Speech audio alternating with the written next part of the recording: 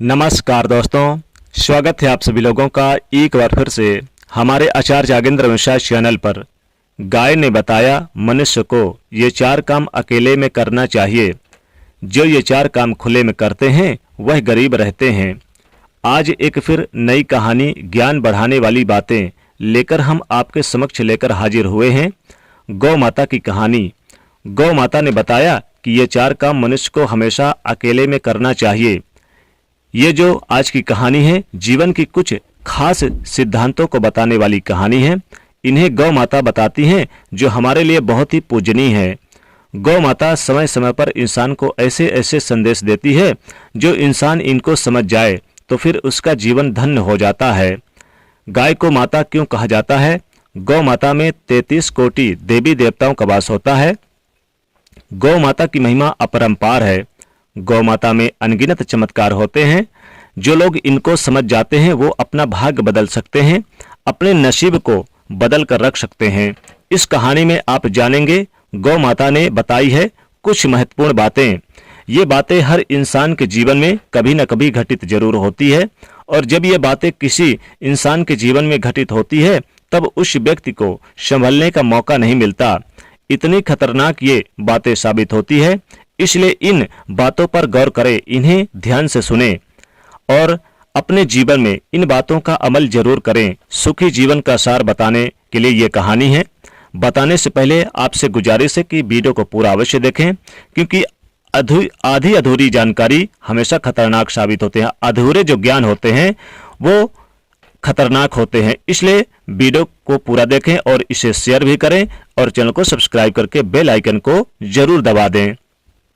तो चलिए बताते हैं कहानी। बहुत साल पहले की बात है। एक गांव में भोला नाम का एक व्यक्ति रहता था। भोला जमींदार लोगों की गायों को चरा करके लाया करता था जंगलों से, और उन गायों को जंगल में ले जाता था और चराने के बाद यानी कि वापस लेकर आता था, और महीने में पैसा लेता था उनसे, और इससे वो अपना जीवन यापन करता था, अपने परिवार की देखभाल किया करता था।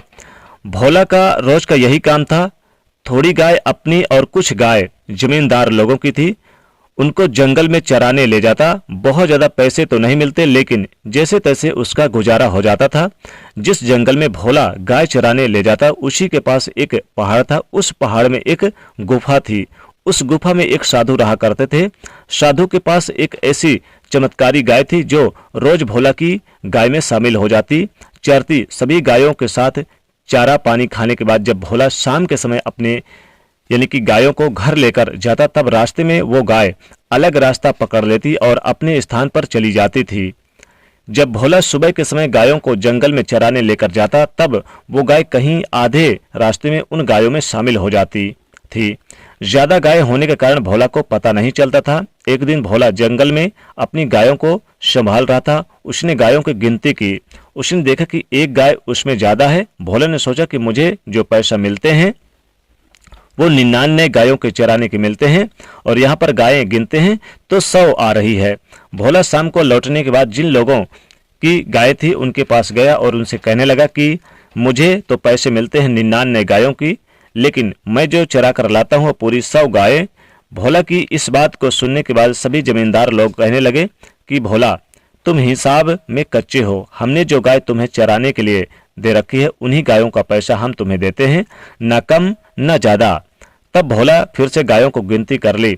अब उसके पास वही 99 गायें थी। अब भोला सोचने लगा कि जब जंगल में मैंने गिनती की तो उस वक्त पूरी 100 गायें थी, लेकिन यहाँ पर 99 गायें कैसे हो गई? भोला ने सोचा हो सकता है कि और किसी की गाय आ गई हो। भोला दूसरे दिन फिर से गायों को लेकर चला गया जंगल में। रास्ते में वही साधु की गाय इन गायों में शामिल हो गई। भोला ने जंगल में जाकर फिर से गायों की गिनती की। भोला को पूरी 100 गाय मिली। भोला अब यानी कि अचंभे में पड़ गया। फिर शाम के समय गायों में वापस पहुंचकर यानी कि गांव में वापस पहुंचकर जब गायों की गिनती की, अब वहां पर उसे 99 गाय मिली। तब भोला ने सोचा कि अन्य गाय चरने आ जाती है, रास्ते में कहीं पर मेरी गायों में शामिल होकर चरने आती होगी। अब भोला तीसरे रोज एक अन्य व्यक्ति को अपने मित्र के साथ लेकर चला गया जंगल में।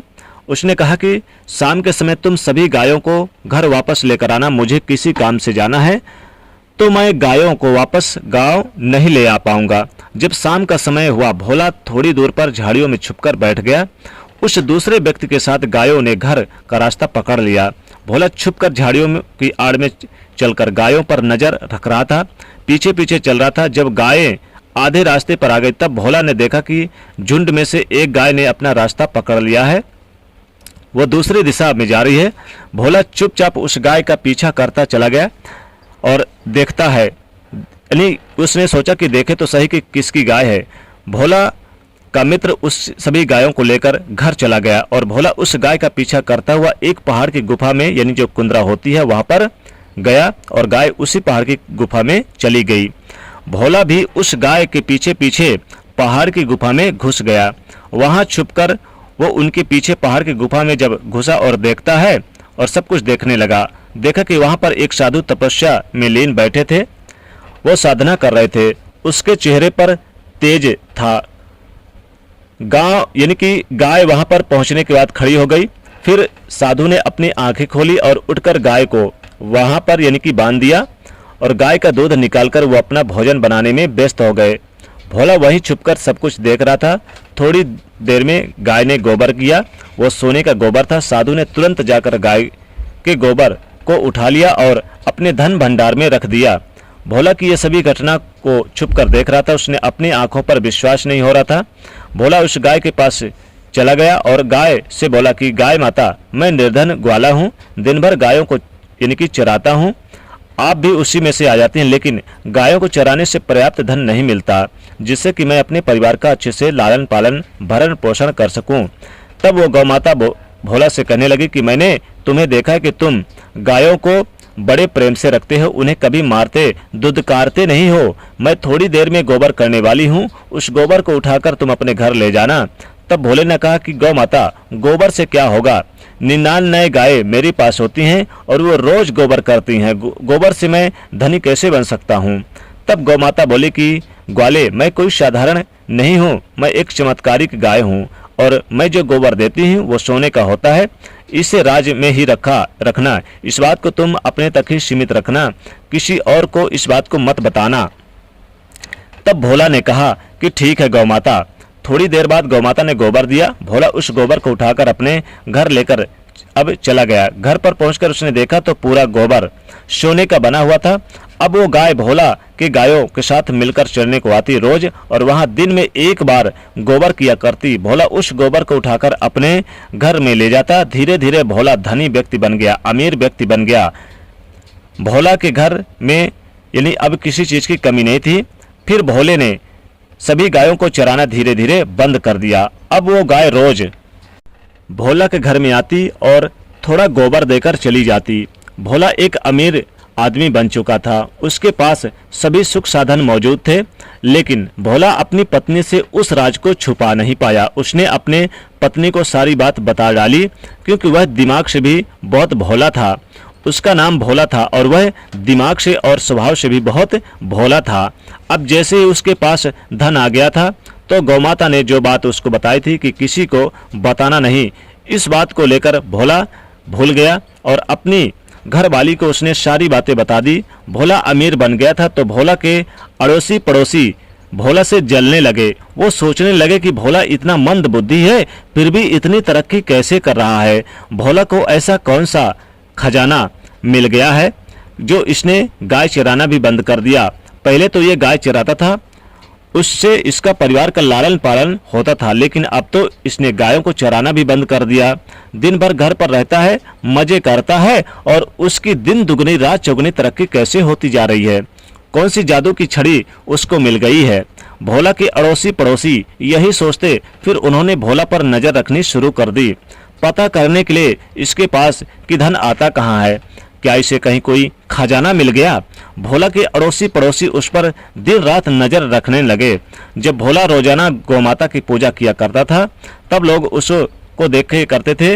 भोला जब भी भोजन करता तो सारे लोग उसे देखते। भोला जब भी अपनी पत्नी के साथ रात को विश्राम करता तब भी लोग उसको देखा करते। अब भोला की तरक्की लोगों के लिए एक चर्चा का विषय बन गई। भोला को जो गौ माता गोबर देती थी धीरे धीरे उस गाय ने भोला के घर आना बंद कर दिया। भोले को सोने का गोबर देना बंद कर दिया। धीरे धीरे भोले के पास जितना भी धन पड़ा था वो सब व्यर्थ में खर्च होता गया। अब धीरे धीरे एक ऐसा समय आया कि भोला बिल्कुल निर्धन हो गया। भोला के पास कुछ भी नहीं बचा। भोला रास्ते में यानी कि रास्ते पर आ गया, रोड पर आ गया। पहले वो जितना गरीब था उससे भी ज़्यादा गरीब हालत में पहुंच गया। खाने के लाले पड़ गए। भोला एक दिन परेशान होकर उसी गौ माता के पास चला गया। गौ माता के चरणों में पड़कर रोने लगा। गौ माता बोली, तुम मेरी बात बताई गई भूल गए हो। धन तुम्हें नशा चढ़ गया था धन का, ये तुम्हारी करनी का फल है। आज मैं तुम्हें खास सलाह देती हूँ। मैं तुम्हें ऐसी कुछ महत्वपूर्ण बातें बताऊंगी। अगर इन बातों को तुम जीवन भर याद रखोगे, इन पर अमल करोगे तो जिंदगी में कभी भी नहीं पछताओगे। भोला बोला, ठीक है गौ माता, आप मुझे वो बातें बताइए, उनका मैं सख्ती से पालन करूंगा। तो तब गौ माता कहने लगी कि भोले, ये कुछ काम व्यक्ति को हमेशा अकेले में करना चाहिए। पहली बात, जब भी आप भगवान का ध्यान करें, भजन करें तो हमेशा अकेले में ही करें। भगवान का भजन अगर आप लोगों के सामने करेंगे तो उसका असर आपको नहीं मिलेगा, उसका श्रेय देखने वाले लोग ले जाएंगे। इसलिए भगवान का भजन जब भी करो अकेले में करो।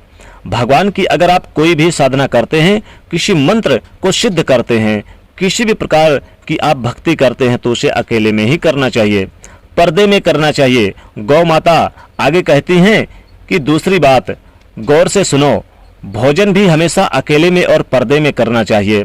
भोजन को कभी भी खुले आम में कभी नहीं करना चाहिए। अगर आप खुले आम भोजन करते हैं तो सबसे पहले तो माँ अन्नपूर्णा का अपमान होता है, दूसरा आपके भोजन का अपमान होता है। इसलिए भोजन को भी हमेशा अकेले में करना चाहिए। तीसरी बात, गौ माता कहने लगी कि भोले, ये बड़े काम की बात है, इसे गौर से सुनो। गौ माता बोली कि जब भी पति पत्नी रात्रि के समय विश्राम करते हैं तो वो पर्दे में होना चाहिए। रात्रि के समय विश्राम करते हैं तो वो पर्दे में होना चाहिए, अकेले में होना चाहिए। जो लोग खुले आम बिस्तर पर करते हैं उन लोगों पर अकाल मृत्यु का भय हमेशा बना रहता है। इससे उनका अकाल मृत्यु उनकी हो जाती है। चौथी और महत्वपूर्ण बात गौ माता ने बताया कि भोले, ये सबसे खास और महत्वपूर्ण बात है, इसको जीवन में हमेशा याद रखना। गौ माता बोली कि अपनी कमाई का जरिया, अपनी आमदनी का जरिया किसी को नहीं बताना चाहिए, इसको भी हमेशा पर्दे पर रखना चाहिए। जैसे मान लीजिए आपने किसी को बता दिया या किसी पर आपने भाववश किसी को बता दिया तो धीरे धीरे आवक वो घटने लगती है और वो बाहर चली जाती है।